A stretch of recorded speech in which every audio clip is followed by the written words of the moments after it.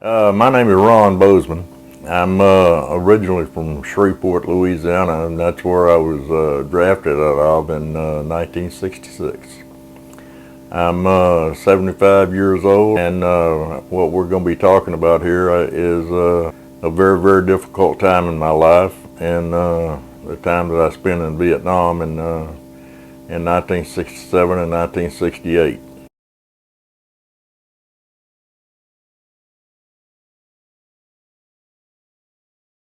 When you initially get drafted, they put you on a bus and take you down to Fort Polk, and you go through what they call the deployment center.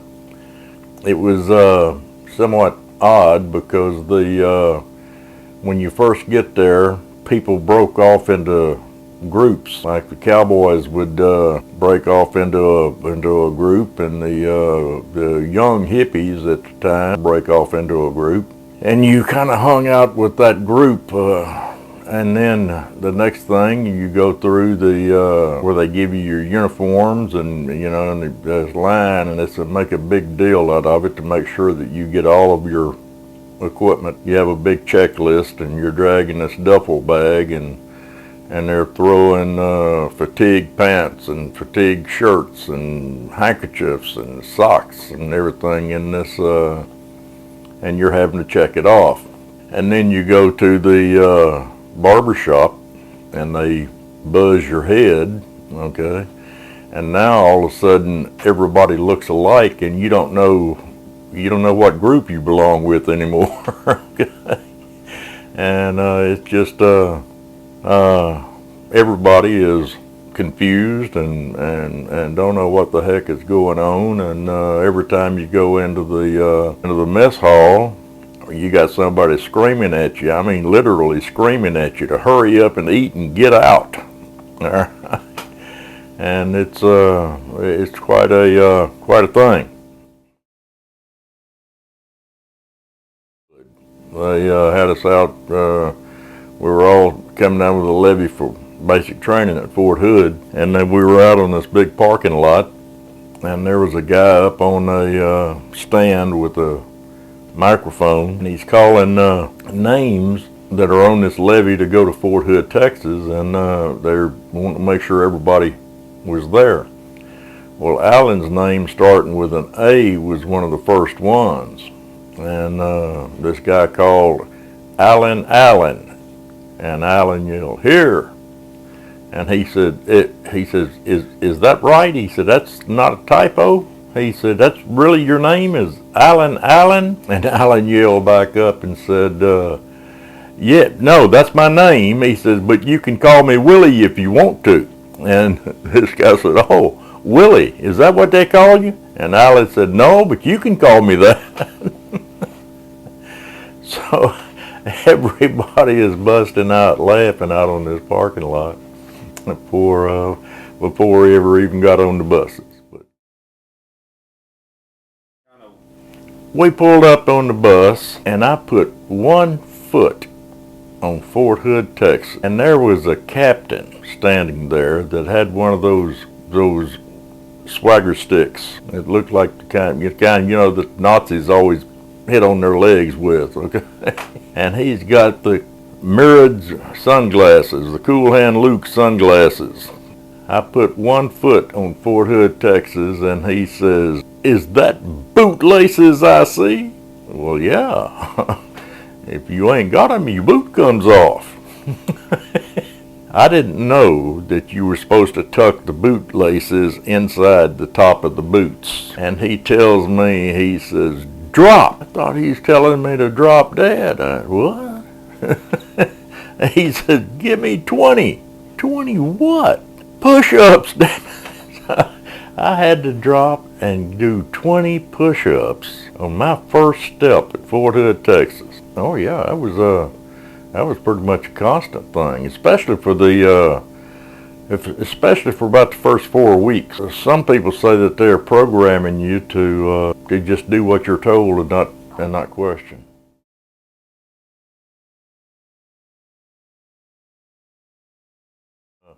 Yeah, first of the 46, and then after basic training, Some of us were sent to the 1st of the 6th, but 1st of the 46th was basic training. And you get up every morning, you had to run a mile before breakfast. And you go to the mess hall, had to do 10 chins, pull-ups. I had a pull-up bar there and a line going into the mess hall, and you had to do 10 of them. You were supposed to do 10 of them. Some of the guys couldn't. Do 10 of them before you go in to eat. And then, man, they rush you out of there, all right, and then you go to some sort of marching drills, all right, or you go classroom stuff, the firing range. Get your rifles and, you shoot, and rifles sighted in. We trained with M14s. And then at some point, and you could break it down in your sleep. I mean, every piece. And at some point, they intentionally, when you go to check your rifle back in to the armory, they won't accept it because it's not clean enough. All right, and they keep you up basically all night long, cleaning on it and cleaning on it and cleaning on it and cleaning on it. But it's basic training is pretty intense. And then the 7th week, then you're on bivouac. You go out and you're living in a tent, 2-man tent, for the 7th week. And it's so intense that we had a boy commit suicide out there. You had fire duty, fire guard, all right, and you would. Somebody was walking through the barracks we had at Fort Hood, Texas, were the old barracks and everything, and they were the World War II barracks that were the big open wooden barracks. They're not the not things that they have these days where they you got your rooms and 2-man rooms and so on and so forth. They were just the old shotgun style barracks, and you had to have fire guard walking all night long. You'd have to wake up the next guy. He would walk for an hour in the middle of the night, and then he'd wake up the next guy, and so on and so forth. But you had that every night. Oh my goodness! Well, we all the 1st of the 46th and the 1st of the 6th were all part of the 198th Infantry Brigade. So I wound up going to Vietnam as part of that brigade. Rudy DeVilla, good friend, and Len Dagrapont, and Alan Allen, and Don Kaiser, and Gary Stading, and just all of the guys that we took basic training in. And AIT, after we had AIT as well with the 1st of the 46th, and that is the another 8 weeks of what they call advanced infantry training, or some people it's advanced individual training, but for us it was advanced infantry training. And it was after that, after AIT, that some of us were sent to, myself and Alan Allen, and some of the guys were sent to the 1st of the 6th.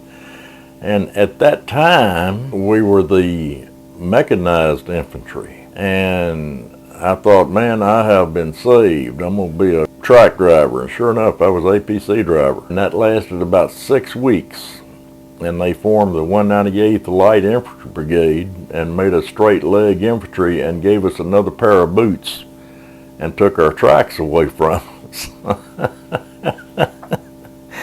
And we become straight leg infantry just that quick. And started training for Vietnam. Yeah, Captain Brennan, he came very, very shortly after we got to the 1st of the 6th. Pretty much right about the time that we became straight leg infantry. Oh, Captain Brennan's a fine man. He was from Boston, but he was a fine man, and I thought a lot of Captain Brennan. He was a good officer. He was an outstanding officer. Van Horn came to the unit after Brennan. Wendover, our platoon leader, came shortly after Brennan, and Van Horn came shortly after Lieutenant Wendover. But Van Horn was with us pretty much most of the time that we were training for Vietnam. Oh, Wendover is a good lieutenant. He's a good guy. I liked Wendover. Van Horn was, he was hard-nosed, but he was a soldier.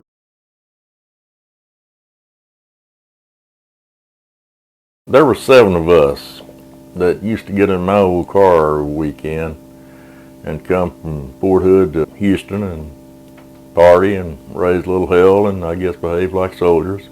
But Allen was one of them.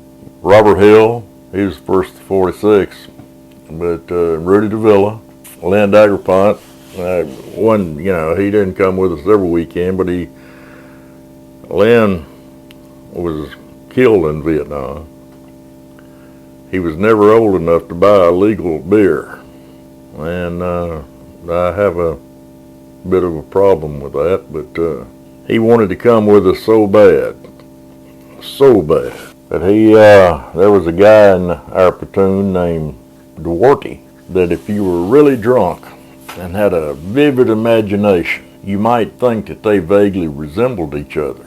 So he borrowed Duarte's ID card. And in the military, everything is last name and serial number. Last name and serial number. When they say you'll never forget your serial number, you won't. And that's a fact. It's been 50-something years, and mine was US 546. All right. Daguerpont borrowed Duarte's ID card. We came to Houston. And the jumping place at the time was the Dome Shadows Club. And that's the first place we went. But he sat in the back seat of my car all the way from Fort Hood, memorizing Duarte's serial number. Well, we get to the Dome Shadows and sit down and order a beer, and that beer hadn't hit the table good until the cop that's pulling security comes over and walks straight up to Daguerpont and wants to see his ID. He gave him Duarte's ID card. Well, that cop wasn't really drunk and didn't have a vivid imagination. Okay, he knew damn well the guy that he's looking at wasn't the guy on this picture. Okay, he asked him, and he's just waiting for him to ask him his serial number. He says, "What's your name?" And he says, "Duarte." He said, "What's your first name?" He didn't know. And it turned out both of their first names were Robert. Robert Len Daguerpont was Daguerpont's name, and Robert Duarte was Duarte's name. But we got kicked out. And so anyhow, there was another guy that loaded up a bunch of guys, and there was 2 carloads of us come to Houston. Stuart's sister lived in Houston. Rudy, let me tell you something about Rudy.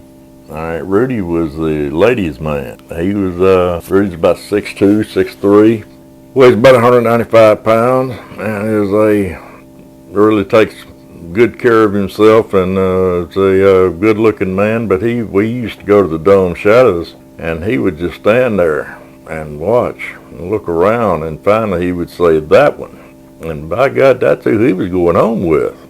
While we were in Houston, Stuart's car broke down. His sister is having to take all of these people back to Fort Hood. Well, we always meet up at a particular all-night gas station where we would fill up with gas and and head for Fort Hood. And Stuart's sister, like I said, was about 5'5", but she was pushing 300 pounds, if not, okay? And she took one look at Rudy and fell stone in love. And she is literally chasing him around this parking lot. Well, Stuart is driving his sister's car, all right, but they're in the car, and we got up to Hempstead, stopped to go to the restroom. Well, Allen decided, all right, I had nothing to do with it, all right. Allen decided that he was going to go and get in Stuart's car, and they were going to take off and leave Stuart's sister to have to be in the car with Rudy. Oh, the fight was on. But you talk about making somebody mad. Now Rudy was mad.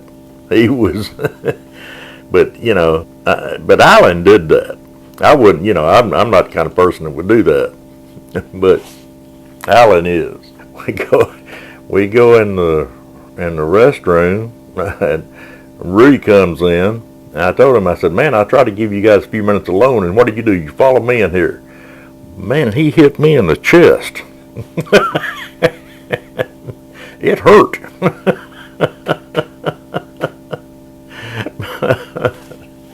Yeah. But anyway, when we stopped the next time, we got her back into her car, and Alan back into mine.